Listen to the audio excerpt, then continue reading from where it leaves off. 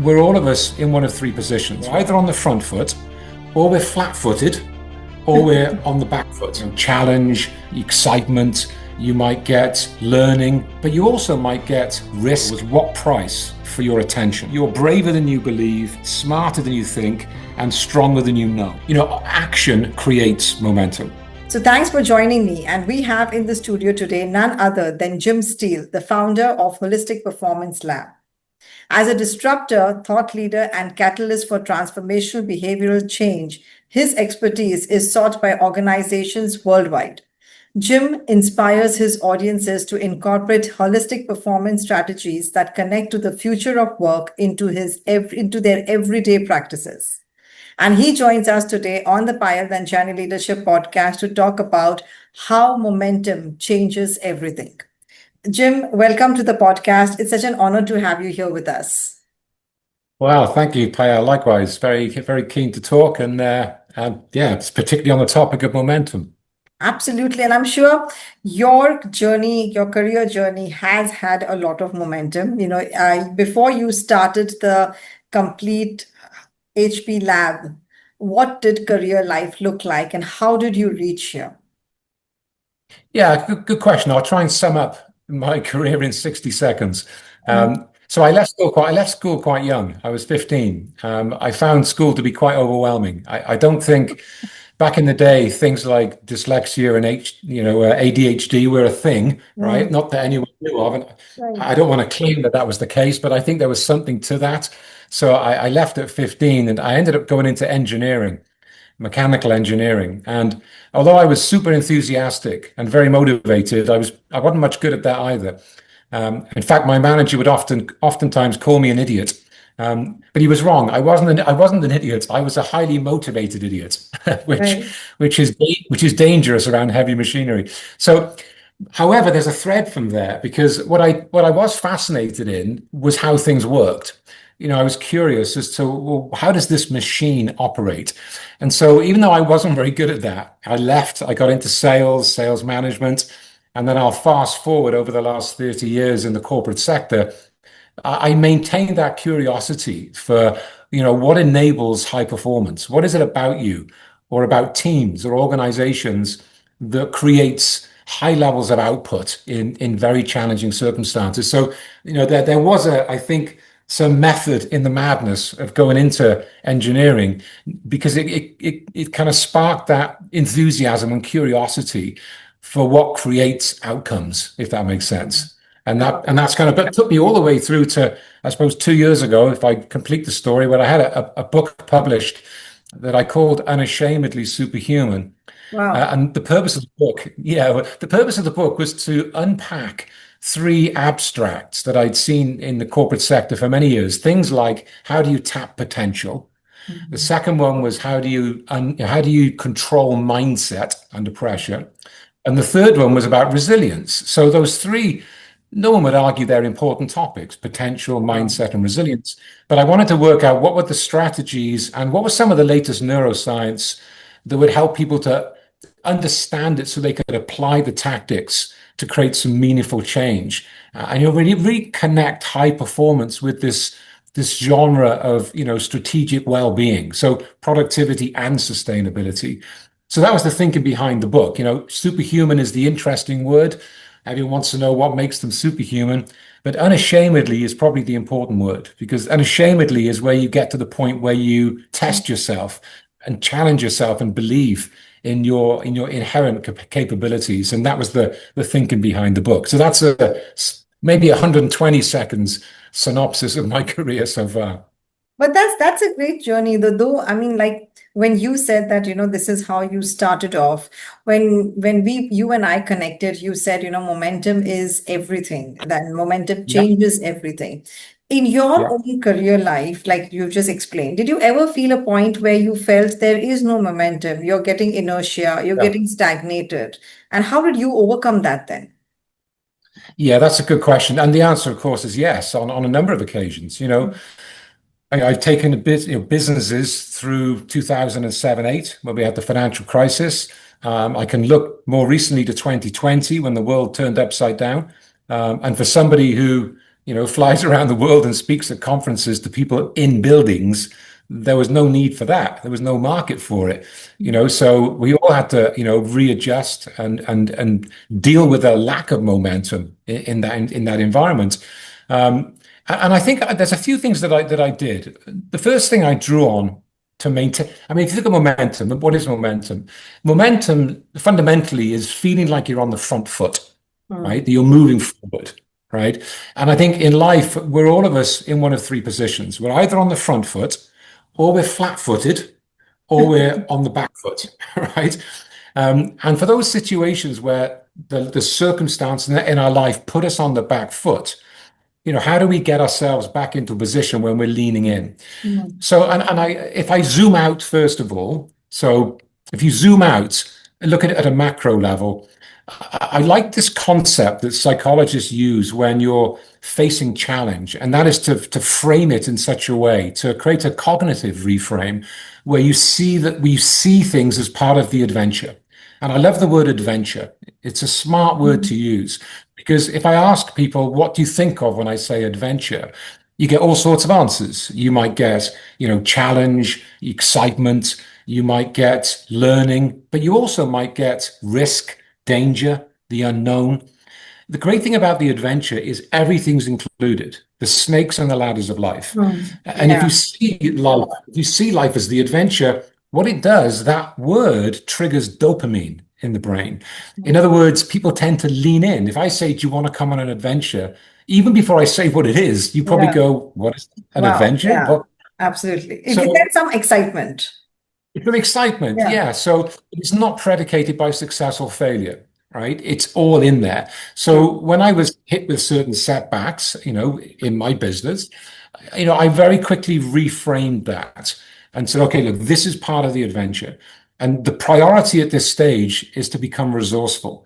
It's to get into a mindset where you're willing to challenge yourself, learn, develop, and become the potential you that you need to be to move forward in this new space. And I think there's a lot of people going through that right now. The change is always a constant. That's not new. Yeah. Speed of change is quite dramatic right now, especially if you look at Gen AI, right, and the pace of technology. And even though there's an uncertainty as we look to the future, that's out of our control. What we can control is our response to that and how we stay, pragmatic in our focus and just start to create, or at least reinforce, what our direction of travel is. What is our sort of vision, desired vision for the future? Right. And even if we don't know how to achieve that right now, it's still important to have that as some sort of true north, something that keeps you on the front foot in some sense moving forward. Yeah. But isn't it that a lot of people, they are moving ahead, they are being very busy and they are feeling they are moving ahead. So what's the difference between being busy versus actually having momentum? How do you know you're in the correct direction when you have momentum? I might be busy the whole day and feel that I am moving. Yeah, that's a great question. I think the difference between busy and having momentum is focus. It's what am I being busy at, right? Am I focusing on the things genuinely that are taking me in the direction that I've set out? I read an interesting article, and I reference it in the book, by a guy called Justin Rosenstein. The heading of the article was, "What price for your attention?" Okay. In other words, right, we're living in a world of distraction, right? And he was saying how he was disconnecting himself or his laptop from things like Snapchat, right? Because, and by the way, this guy, Justin, he designed the like button, right? He designed that like button, right? And he called it, initially it was called the awesome button, right? And it's designed to get your attention, right? To distract you and to pull you into a certain platform and take your time. Now, I think we can be very busy doing lots of things as almost a reaction to a world that is very determined to get your attention. And sometimes we got to pull back and think, am I paying attention to my own intentions, right? Am I focusing on the things that are connecting to my vision, to my purpose, right? And to the mission that I'm on within my organization? Because if your actions are aligned with your intended outcome, that's a very quick sense check to say, I'm moving forward rather than just moving. Correct. That is true. And I think a lot of us, we mistaken that. I mean, I can see that, I'm busy the whole day, time to time, I am working hard, I'm doing everything, but at the same time, then I am not where I need to be. Right. Right. So I might be having a great calendar filled with my Yep. to-do task, but then we don't know whether it is taking us there or not. So you're pretty much right, that busyness and momentum is not the same thing. But also, Jim, it becomes so important that we don't have inertia. We have to push ourselves to get started. Yep. So a Yeah. lot of us, yeah, and I'm sure you've also seen it, you've been meeting so many people. A lot of us, we just don't know how to get started. That's exactly where inertia sets in. So Yep. what would you say? What are some of the ways in which we should or we could start, at least start, and then the momentum might just flow? Yeah. Yeah. I think that's a great observation. Um, Action creates momentum, right? So Right. just starting Yeah, something, and that's if you, exactly where people have the major problem. I yeah, you got know to pay people who tell attention. me I'm not able to start. If just Payal, I get that motivation. If I Yeah. get that one thing, I'll start. But they're just not able to Yeah. start. Well, it's a little bit like, in some sense, too, the New Year resolutions. In January the 1st, in many cultures, they set off with good intentions, Mm. right? And this year, I mean it. If you try and get into a gymnasium in January, you're going to struggle at 7 in the morning to get a machine, right? But if you go back Yeah, around late February, early March, it's not so busy, right? exactly. You're And the you only one. and you go, what's the difference? Well, Yeah. what starts you off is having clarity around, well, what is it you're trying to move towards? We talk about goal setting, obviously, in business a lot. What is the goal? What is my desired outcome? Mm. Right. And then it's about taking action, but then it's about noticing, well, is what I'm doing working? Right? Is what I'm doing moving me in this direction? So you have to pay attention. And if it is, well, you keep doing it for how long? Until you achieve your outcome. If Right. it isn't working, you have to notice the results and then try something else, right? And think about, well, what else could I do in this situation? Who do I know that's been in this situation before me? Where can I get some ideas? I Mm. often say to leaders when they're focused on developing a key competency as a leader, once they decide what that competency is, whatever it is, whether it's the ability to inspire and motivate, whether it's about driving for results, whatever the competency is, once they decide they're going to work on that, I then suggest they make a list of between 5 and 7 people in their peer group. It could be their senior manager, it could be their team, it could be their peers, and go and ask that individual a very specific question. The question is this: what would you do if you were me trying to develop this competency? Now, it's a very Nice specific question. question. Yeah. Yeah, we're not saying what advice would you give me? Because if you ask somebody for advice, they've almost got a sense of whether you'll value their advice, right? And that's not so easy to do. But if you say, look, if you were me trying to get good at this or trying to achieve this goal, what would you do? And then you just take an idea from them. You don't value judge it, you don't question it, you just thank them. And I say, ask 5 or 7 people.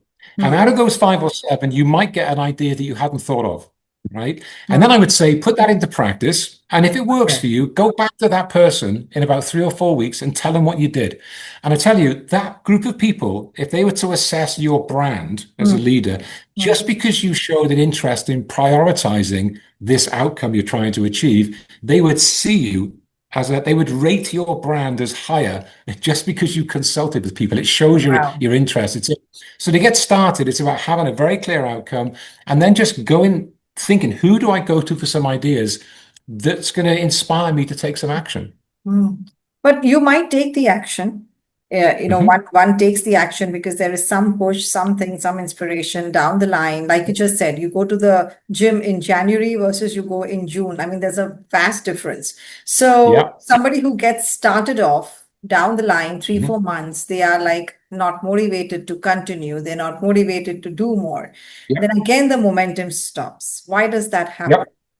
Right. So then we need to understand the next iteration, which is persistence, right? So if momentum works in 2 ways, momentum works either you're being pushed from behind to do something. What's the consequence if you don't do this, Hmm. right? So you want to avoid that pain, right? Got it. Yeah. Oh, well, Or you go to the pleasure side of the equation. What's going to compel me forward? What am I going to gain from doing this or achieving this? Hmm. That's a pragmatic conversation to have with yourself. What's it going to cost me if I don't do it? Hmm. Where's the benefit if I do? That'll get you started, but then you have to understand how the brain operates around persistence. Yeah. So persistence, there's a part of our brain structure which is called the quit reflex. The Yeah. quit reflex. Hmm. Now, the quit reflex kicks in when you just can't do any more, when you just can't take another step forward for whatever reason, right? Now, how you buffer the quit reflex, which is basically a buildup of adrenaline in the system, right? Like that's too much adrenaline. It's not working. I'm not getting what I wanted to. I'm losing my motivation. What smacks down the adrenaline is dopamine again. Now, dopamine, most people are familiar with the term. Dopamine is effectively an anticipation of reward chemical. Whenever you anticipate something good, you get a little drip of dopamine into your system, and it gives you that feeling of being on the front foot. So, a great strategy for maintaining persistence, I'll give you two ideas. One is something called thin slicing. So, you thin slice the process. It's almost like if you're going for a run and the run is 5 miles or 6 or 7 kilometers, you're looking at look at the lamppost, which is 200 meters away, Yeah. and you You focus, chunk it that's down. my goal. You chunk it down, right? You thin slice the Yeah. goal. So you break it down to a point of very doable actions. So Hmm. it's very manageable, right? But then there's another element to this, which is really critical, and I call it self-rewarding. So we're not going to wait for someone to give us a reward, right? You get dopamine in the anticipation of success, but the success could be 6 months away, right? It's too far ahead. It's like starting a marathon and focusing on the finish line. That's demoralizing, right? If you're thin slicing the goal, whenever you reach a short milestone en route, Hmm. you reward yourself. And I mean, when I say reward yourself, it could be something as simple as a verbal pat on the back. Look, well done. You Yeah. hung in there. You took some action. At least you're focusing on trying. At least you're Hmm. delivering something, and you give yourself a little trigger of dopamine, along the way, which creates this sense of persistence. It keeps you moving forward. I love that because I know there are so many times, and I'm sure you're also aware of it, when so many times you feel, oh, you start looking at others and you're like, they are doing so good. I'm doing nothing. I'm just still there. Yep. And we don't see the distance we have covered so far. Yeah. And Yeah, and we just keep there's a looking great forward. We look so much forward that we forget that right. from where we started to where we have come, there's a huge difference in us. Yeah, for sure. And there's a great tactic that I got from a guy called Dr. Michael Gervais in London, in the Mm, US. And he's a sports psychologist and a performance psychologist. mm, And he talks about building confidence, right? That confidence is it's not something you get eventually. It's a proactive mm, process. He says a great way to build confidence is to think about a time in the past where you really dug deep, anything from any context in life, a mm. time in the past where you pushed through, where you found a way to achieve something. And you could go back 10 years and think about that moment. And Correct. then he asked this really good question. The question is, what did doing that earn you the right to say about yourself? Mm, mm. What did it earn you the right to say about yourself? You are what? And when you think back, you might go, well, in that environment, I was determined, I was focused, I was persistent, and he says, and that's based on reality. That you are that, right? Yeah. Write it down. Yeah. Put it on a laptop. Remind yourself on a daily Oh basis, my that God. is the person that I am, This is so and spot on. you This is build confidence. This is so spot on, Jim, because I can really relate to what you're saying. You have to be in the present and say, this is who you are, not this is who I want to Yeah. be. So I think Yeah. that's a fabulous way of putting it. I tell you a great short story. I was at a Mhm. conference a little while ago, and one of the delegates came to me during the lunch break, and she said, "Jim, you were talking this morning about performing under pressure, building momentum." She said, "I'm doing the London Marathon in 5 months." Right. This was in the November. Right. The marathon's in April. I said, "Okay." She said, "How do?" She said, "How do I deal with the stress? I'm so stressed thinking about it." She said, "Even talking to you now, my heart's going." She said, "Look, I'm no athlete." Right. And she said, and apparently someone dropped dead last year. And I said, wow, okay. I said, so what are you asking me? She said, well, how do I deal with the stress? I said, look, if your only objective is to get rid of the stress, I've got a very easy solution for you. Don't do it. take it out of your schedule, right? And the problem goes away. Now, if you can control your environment to that extent, good luck to you. And she said, no, I've got to do it. I've signed up with a charity. I said, okay, here's what's happening. You've set a goal, but you haven't upgraded your belief system about you. You're saying, you said to me a minute ago, I'm no athlete. Think about that. I'm no athlete, and I've got a marathon in 5 months. I said, here's my best advice in 2 minutes. I said, we're out tonight on a networking event. When someone says to you, so what do you do outside of work? And you say, I like to travel, I've got the family. I said, I want you to look them in the eye, and I want you to say to them, oh, and by the way, I'm a marathon runner. I'm a marathon runner. And she went, yeah, I haven't done it yet. I said, no, I know that. I know that. You know that, but your brain doesn't care. Your brain's going to set up a system. It's called the seeking system that's going to take you in a direction unconsciously. At the moment, you're probably going to go to a point where you don't even get to the start line, right? You'll talk yourself out of it. I said, so think of it this way. I said, are you training for this thing? She said, yes. How often? 5 times a week. I said, who trains 5 times a week? I'll tell you who. Marathon runners do. You're a marathon runner. I said, are you buying all the Lycra and the $100 shoes? She says, yeah. I said, why? Because you're a marathon runner. I said, you're doing marathon runner things. And marathon runners, and marathon runners run marathons. It's the most natural thing in the world. You'd expect it in your schedule. So I said, the time to start saying you're a marathon runner isn't when you've run the marathon. It's the weeks leading up to it.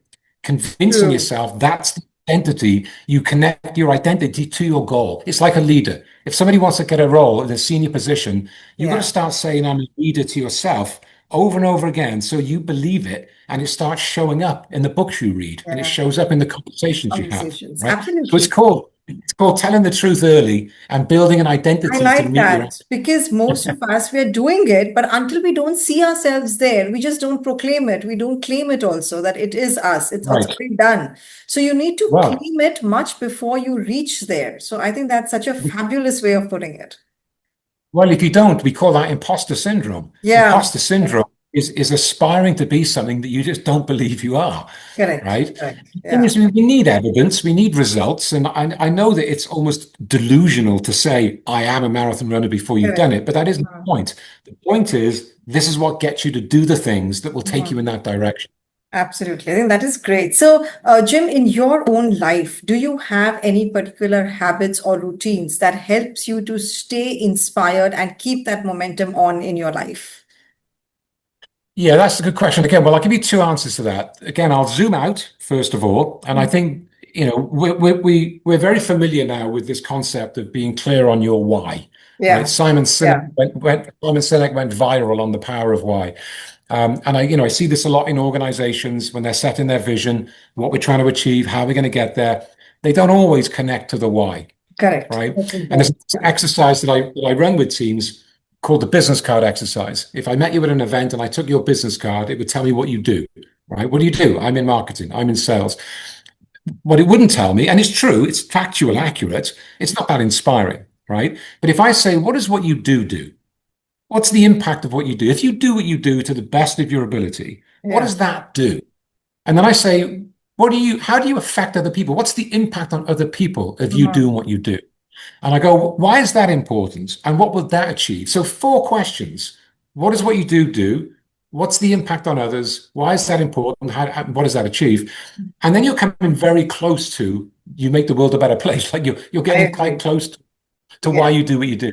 So the first answer to your question is, I try and stay very clear on my why, right? So even though it's a direction of travel, right? It's in the future as much as it's in the present. That's in my control to be clear about why I get out of bed in the morning intrinsically motivates me, right? Now, the second part is more about, the disciplines, the daily disciplines. And I'm a big believer in this concept of winning the morning. Yeah, I agree. Right. So winning the morning. So, I've had the luxury now that my kids have long since left home. So I don't have to get up and do a school run. So this is not easy for everybody. I understand that. But I can get up at 6 o'clock and I blank out the first 60 minutes. I sit outside, get a little bit of sunlight in my eyes, which is usually a good thing. It resets the circadian rhythm. And I'll sit down with my notepad and I'll get very clear on what the perfect day looks like. And I'll script it out, right? 3 things I focus on. First one is, and this sounds a little bit cheesy, the first one, but there's good science behind it. which is, what am I grateful for Mm. today, Oh yeah, right? I can really relate to that. Yeah. Yeah, and it sounds like a bit like we're navel gazing, but the data would say that when you focus on even appreciation, I appreciate that I've got this challenge. Yeah. I got the opportunity, even though I've got a busy day. That's a gift, right? And I just remind myself of that for a Yeah. few moments. And then Right. I ask the next question. The next question is, what am I going to let go of today? What am I not going to do? Because to your point earlier about being busy, right? There's Yeah. so many things we could do with our time. What So I am I just be not going to do is more important. right. Yes, absolutely. Today, I'm not going to address that, Mhm. and that on my to-do list. Mhm. It's not that important. I'll do it, but not today. And then the last question is, what's my fundamental priority that will happen, that is Mm. going to happen Mm. today, no matter what? And it's not always the thing I want to do, but it's the Mm. important thing. And I'll Correct. get clear. And what I'll do in that first hour, because I have the luxury of some time, is I will sit and some might call it meditate, but for some people, the word spooks some people. Maybe it's just I mentally rehearse in my mind how I Right. want to see that unfold. I think about some things that might get in the way, and I see myself trying to address those. So it's not about just being positive, but I get a clear vision of the day when I'm coming back home thinking, what did it look like? What did I achieve? So it's a tactic, it's a hack, Right. And I and think that is it's a really, daily. really important, because how you start your morning and how you seize your day is so important. Yeah. So Jim, given our audience who really want to succeed at what would they do, what is your one biggest piece of advice that you would give them? Okay, right. Okay, that's a big question, isn't it? I'll tell you the one biggest piece of advice that came out of the learning that I got from researching the book when I was looking at these elements of performance. And actually, I summed it up in the book. I got it. I probably shouldn't change people's quotes, right? But A. Milne, the author, had a quote where he said, "You're braver than you believe, smarter than you think, and stronger than you know." Wow. So I sort of, because my book focused on being better, smarter, stronger, I just changed it a little bit. But and this is something that I think about quite often. My advice would be just to almost accept the fact that you are better than you believe, as good as you are, right? You're better than you believe, you're smarter than you think, and you're stronger than you know. And take that with you. So lovely. That's so lovely. Jim, it was such an honor to have you here. I don't know how the time has just gone by, but thank you so much for taking the time from your schedule to be on this podcast. Well, thank you very much. It's been an absolute pleasure. Thank you. And this one's for our audience. This is Jim Steele and Payal Nanjiani wishing you loads of success in your career life. God bless.